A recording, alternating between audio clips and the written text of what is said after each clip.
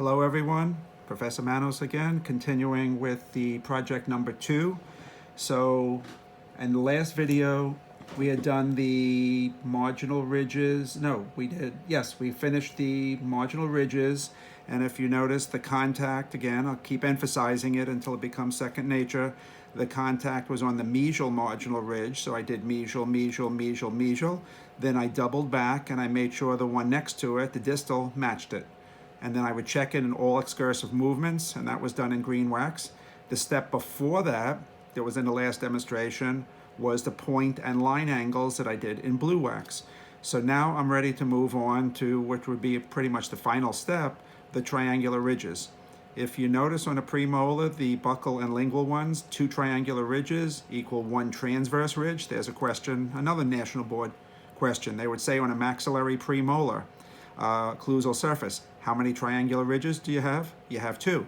But then they would say to you, how many transverse ridges do you have? You have 1, transversing from the buccal to the lingual side. So 2 triangular ridges, the 2 triangular ridges together equal 1 transverse ridge. Also, we're going to move on to the molar at the same time. If you notice the mesio-buccal triangular ridge, it does not come in straight. It comes at a slight angle towards the center. If you look at the distal, again, it's a teardrop shape, comes in at a slight angle towards the center. The mesio-lingual cusp, the really large one, look at all these different contacts. We've already established these 2 and these 2. Now, as we build this, we're going to have 2 more here. We have 2 more here, 2 here, 2 here. If you make it straight, of course, you'll miss everything. It's convex in shape, so you have to wax it accordingly. So if you look at, let's move this over. If you look at the model before you start, you can see that the cusp is elevated. It is pointing in towards the center, and they all meet in this particular area. So let's do a couple of them. I don't need to do all of them. I think by this time on the second project, you're starting to get the hang of it. So let me move through. One more on the premolar. Let's take this premolar and look at it. Everything is a wedge shape. You can see a triangular shape buccal, triangular lingual. If you look from the cervical, it's triangular shape. So you see all these triangles. You have a triangle on the buccal ridge. So try to keep all this in mind. Here's the contacts down in the center. So again, when I'm waxing, I'm not waxing this way. I'm going to wax sideways to make sure I catch these points. Then I can do the elevation, then I can close the articulator, move it in excursive movements. If I have a high spot, it'll push it right out of the way. Okay, so here we go. Here's what we're up to. And on the last video, you saw that I did some of them, but once the video stopped, I went in and finished off all the other ones. They're all very similar. Check it, make sure everything's okay. Now time to move on. And I believe in the first video, on the first project, we used a sort of a cream-colored wax. So I might as well stay with that. Again, it doesn't make a difference, but I want you to use a different color wax on each project, or each step of the project. So let me start. I know it's a triangular ridge. I know the contact is somewhere down in the center. I do not want to overbuild this, so I'm going to add a small amount. I'll check to see if in centric occlusion, if I have the contact. If I do, then I can come back in and refine it. Let's close it down, and there it is. So all I have to do, if I think I have a little bit too much, come in and remove the excess.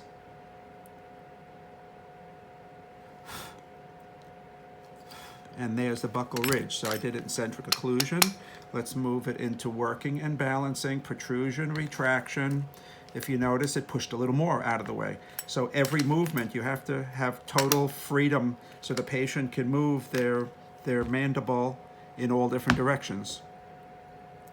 So that took care of the buccal one. Now I can go over to the lingual side. The lingual side is a little bit smaller. So let me take a little bit on the lingual side. This is something you're going to be doing. We're doing it waxing, but this semester you're also taking the CAD-CAM class. And in the CAD/CAM class, you will be doing this instead of using a spatula and wax, you'll be doing it with a mouse and a keyboard. The software, the number one software in the world right now is the 3Shape company. And they have been saying for years that you have to have the dental knowledge. As good as they are, no software can make up for your lack of knowledge. So you're going to start off by scanning a model. Once you scan the model, you log it in. After you log it in, then you'll start the design, whatever the doctor is requesting. At that point, you'll determine the long axis of the tooth. You'll go into the menu in the software and you'll pull down an appropriate tooth, whatever tooth seems to look right. Then you have to determine the long axis of the tooth by dropping the tooth in virtually, dropping the tooth in place.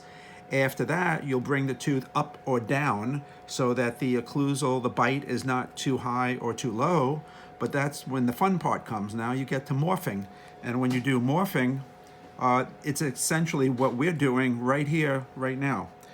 No software is capable of doing that. This is where you're going to add your own little personal touch, and you're going to make this look like a natural tooth.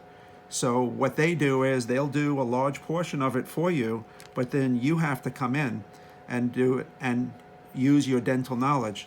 All these companies have tried to hire computer experts, and every single one has been a failure.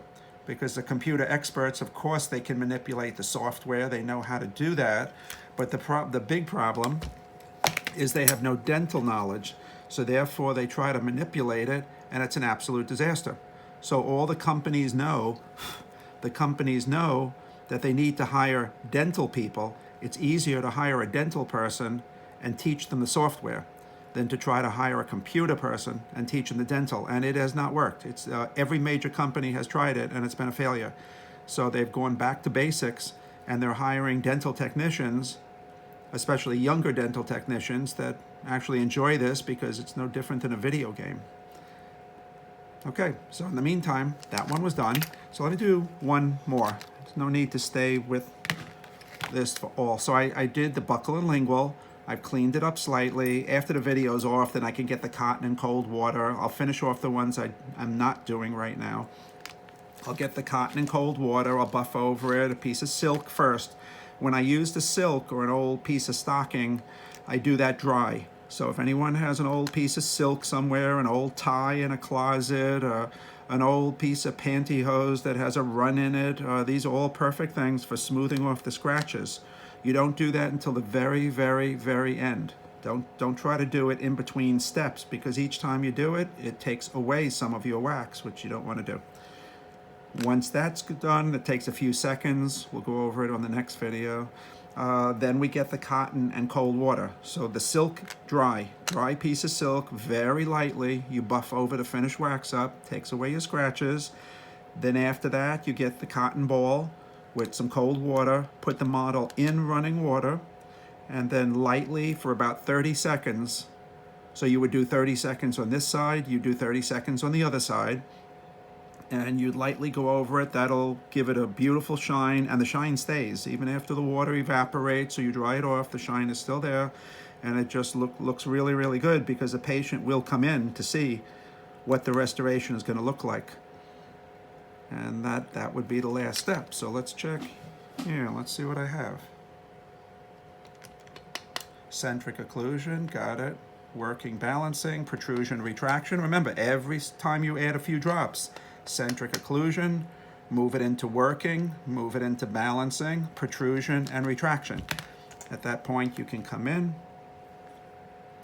Anything that's in the way, remove any little high spots. There shouldn't be much, because the whole idea is to do this and not spend time carving. Touch it up slightly. That's all out of the way. Oh, the one step I think I omitted. If you remember, before we went to this, and we talked about the triangular fosses, and I said that if we start doing all this anatomy, we're going to wind up with a hole and a hole. And if we try to fill this in later, there is no contact down here, but if we try to fill this in later, it's going to mess up everything else we did. So actually, before I started this, and I finished the marginal ridges, remember I said there was one little step. I remember showing it to you on the first project. I said take the tiniest little bit of green wax and just create a little fossa. So there's no anatomy in there, it's just a triangular shaped hole, and we just don't want to have a hole in the end and then try to fill it in. So all I did was, has nothing to do with the marginal ridge, just a little triangle. It probably takes about 1 drop of wax. I can come over to the mesial side, 1 little drop of wax. That'll fill that in, so now I can keep going. So I have the mesial buccal. Next I'll do the distal buccal. Then I can do the mesiolingual, the oblique ridge, wrap around. That's going to be the hard one. The little distal one in the corner. I can come back to the premolar. My suggestion is you do the premolars first. This is very complicated. You can see how many contacts. This is very, very difficult surface to do. Here, I think you're all capable of doing these 2. Then do the carving, clean it up. Come over here, do these 2. Take out your carving, do your secondary carvings here. So these 2 teeth are 100% done. Do not try to do this until these 2 are completely done. That'll give you more practice. We'll talk about it, we'll look at it, fix it up a little bit. Then in class, we're gonna do these one at a time. I'll do separate demonstrations. Right now I've combined it, but I'll show you how to do one cusp, then the next one, then the next one, then the next one. After that, we clean it up silk, cotton, and cold water, and this project number 2 will be done. So in the next video, we'll show you the finished project on number 2, and we'll start on number 3. Okay, that's it for now. Good luck.